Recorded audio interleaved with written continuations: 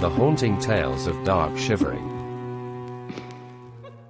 The village of Dark Shivering is shunned by two countries, England and Wales. It sits on the border, an unusual gem filled with stories of witchcraft and ghosts, the number of dead always outweighing the living, with plenty of stories to be told on a dark night.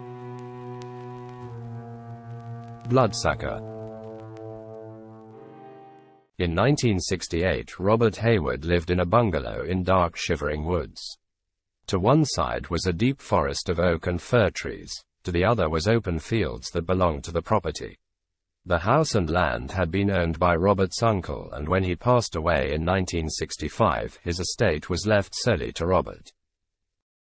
Robert had spent his adult life living in Dark Shivering village in one of the old council houses that lined the main street.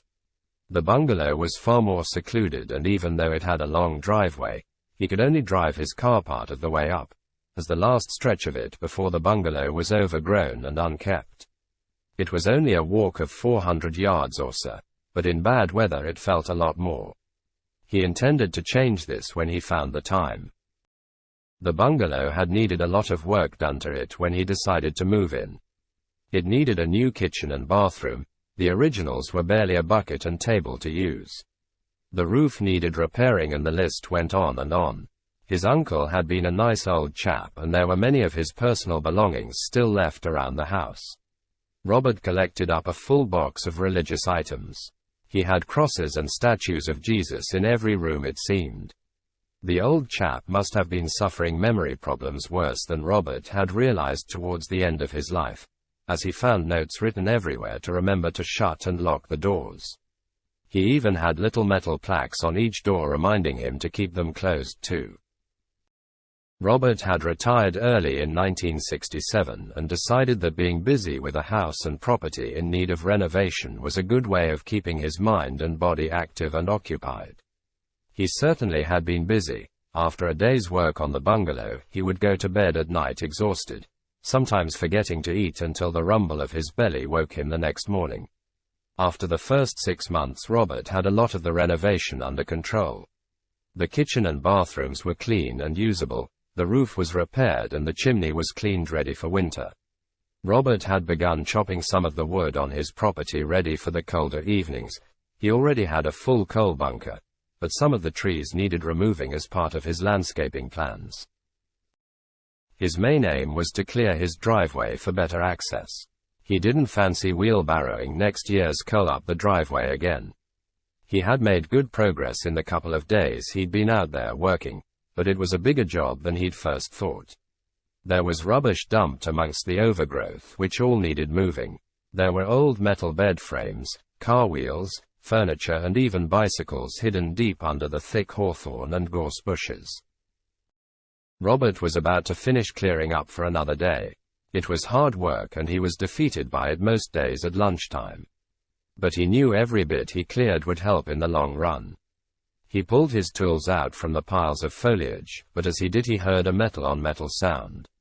It seemed his spade had hit another piece of rubbish for Robert to move. He decided to have a look to see what he would be up against the following day. After pulling more bushes to the side, to his surprise he found an upright metal gate. It didn't look in too bad condition. Robert gave it a tug to see how stuck it might be. He managed to pull it towards him a bit, but there was too much undergrowth in the way to see what was there properly. It was definitely a job for another day. As he walked back towards his house, he heard the gate fall back into place behind him. That night Rob lay in his bed after a late supper. He knew it was long gone midnight, as earlier the static on his TV had jolted him awake as he nodded off in his armchair. In the distance he could hear a fox screaming, which wasn't unusual now he lived in such a rural area. The screaming seemed to go on forever until Robert decided to get up and have a look out of his window. Maybe some noise would scare the fox off, he thought. So he banged the window open noisily and had a look outside. It certainly seemed to work, as for the first time in over an hour there was silence outside. He was just about to shut the window and crawl back into bed when he heard another scream. It came from where he had been clearing the driveway earlier in the day. So he stared into the area, wondering if maybe he had upset the fox's home by pulling the trees and bushes about. Suddenly he heard the noise again, but this time he saw something moving. He couldn't quite work out what he was looking at, but the noise was coming from it. Robert tried to look harder at it, trying to work out its shape, but he started to feel nervous when he saw it was human-shaped. Even more worrying was it was heading towards the bungalow. Robert didn't mind admitting he was quite frightened at this point, and so decided to pull the curtains closed in case this odd person decided to look in through the window. He was panicking a bit as he knew the person would be somewhere near his window by now. But all was silent. He couldn't hear anyone walking on the stones outside, and there was no screaming to be heard. After so long, Robert began to wonder if he'd imagined what he'd seen. He wanted to look outside again to make sure there was no prowler waiting to break in. He nervously opened the curtain, but there was nothing there. Following an exhausting night, Robert still managed to get up the next morning ready for another day's work on his land. He took his wheelbarrow back down to the driveway and again began hacking away at the overgrowth. It didn't take long for him to come across the old gate he'd found the day before, and it reminded him of the fox screaming incident in the early hours of the morning coming from here. He cleared around the gate, and to his surprise found that it was actually attached to a rock behind it. It all seemed rather odd to Robert, but he kept clearing his way through to the gate until finally he could see what he'd found. The gate was attached at its hinges to some rock formation to the side of his driveway. To Robert it looked like someone had put a gate up on an entrance to some sort of cave or hole in the rock. Many times he'd visited his uncle at the bungalow and he'd never noticed this cave before, and his uncle had never mentioned it either. Beyond the gate was darkness and freezing cold air. There was nothing he could do at the moment to investigate as he didn't have a torch with him.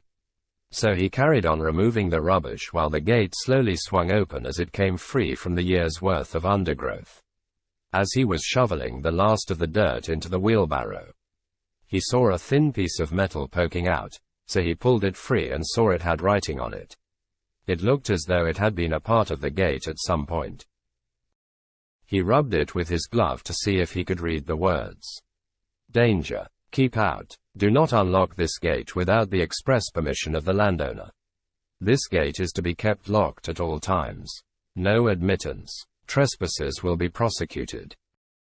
As Robert read the sign, he could see the gate swinging wide open in the breeze, mocking him, and a shudder went up his spine. Having had enough outside for one day, Robert decided to go back to the bungalow, clean up and get something sturdy to shut the gate back up with. But as time rolled on and he'd had a wash and eaten his dinner, he'd soon forgotten about the gate swinging open outside. That was, until he jumped awake in his chair later in the evening. That bloody fox is screaming again, he thought to himself. This time, however, it was really loud. It must have been right outside his door.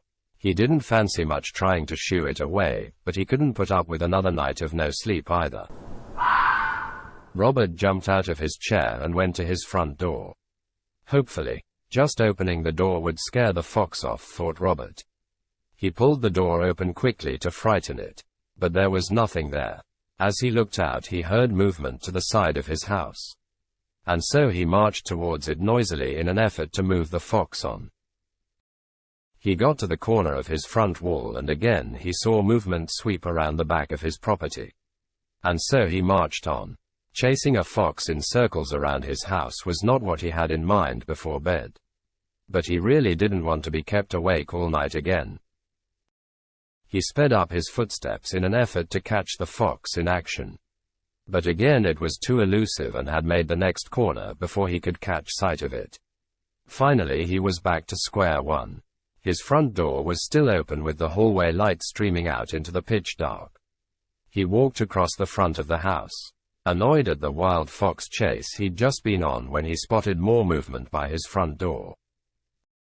Of course, the wily old fox had smelt his supper and was probably trying its luck for some leftovers. Robert rushed to the door and looked in. All was quiet. All was calm. There was no fox running through his kitchen or sniffing at his plate. In fact, everything was eerily silent.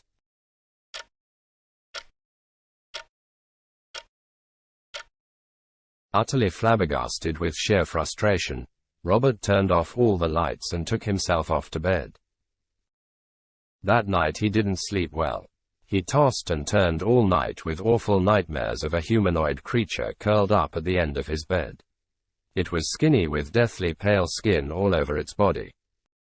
The thing was constantly unsettled, and would scream like the fox Robert had heard outside. Every once in a while, it would climb up the bed towards Robert, and bite hungrily at his jugular. Robert expected to wake up in these moments of terror just like he had as a child. Always waking up before you actually died. But this nightmare was never ending. After each bite, the creature would wrap itself back up at the end of the bed. Like a pet dog. When morning came, and Robert had managed to awaken from his ongoing nightmare, he could barely move. He felt as though all his energy had been taken. It was an effort just to get out of bed. He was soaked with sweat and looked as gray as a corpse. Robert knew something very unusual was happening as he dragged himself around the house trying to get ready for the day. There was a quiet loneliness that not even the radio or TV could penetrate. Although completely exhausted, he knew his first job would be to go back down his driveway to the gate and make sure it was closed and locked sturdily. He didn't care what animal he'd disturbed. He thought it best to just put things back as they were. He grabbed some old chain and the lock from his garage and headed down the path. Once at the gate he couldn't help but look deeper into the darkness behind it. As he scoped the area he could see it was a natural rock formation that looked to be about 12 feet deep. Spine-chillingly Robert thought he could see a pair of eyes blinking at him. Until it all turned dark again. Quickly, Robert wrapped the chain around the gate and post, and clicked the lock into place. He hurried back to the house and decided it was probably best to slow down for the rest of the day. One day off from working wouldn't hurt. The day didn't get any better, however, and Rob fell in and out of sleep whilst watching television in his lounge. He kept a blanket over him as it seemed unseasonably cold in the bungalow. His thoughts were drawn to all the signs and notes that his uncle had hanging around the house. Remember to lock the door. Don't leave the door open. An open door is an invitation to parasites. Keep this door closed. Maybe his uncle wasn't trying to keep the heat in, after all. Maybe he was trying to keep this ungodly cold out. When Robert awoke later in the day, he felt very sure that he needed to find one of his uncle's old crucifixes and put one back up in the house. He wasn't religious himself, but something was telling him to do it.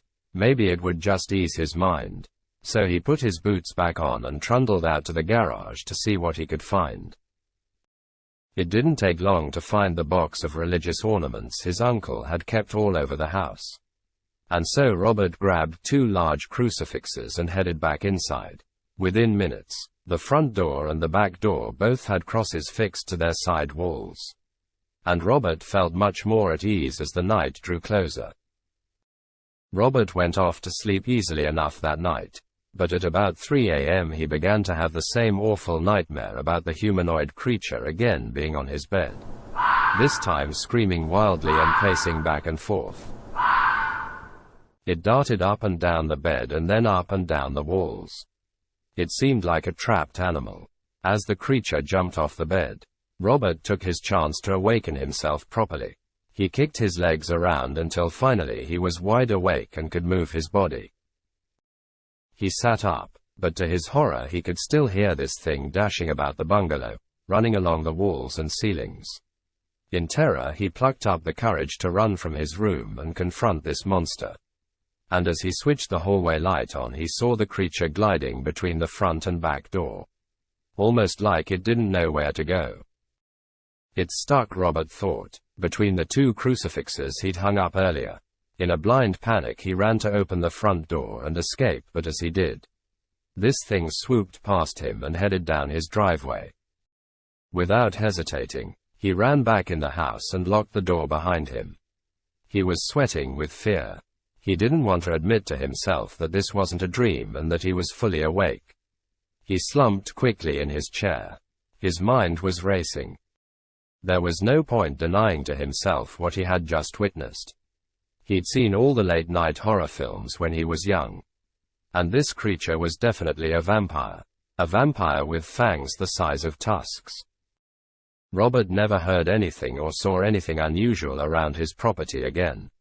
Where this vampire disappeared to, he had no clue. Only a few short months after chaining the gate back up, the rocks of the cave had fallen in, and so the cave was no more. A peaceful retirement ensued for Robert after this. The only thing was all those damn screaming foxes. Dark Shivering has lots more stories to give up, and I'm always collecting them for future books. Join me next time for more haunting tales of Dark Shivering. Don't forget to click like and subscribe so you never miss another ghostly episode.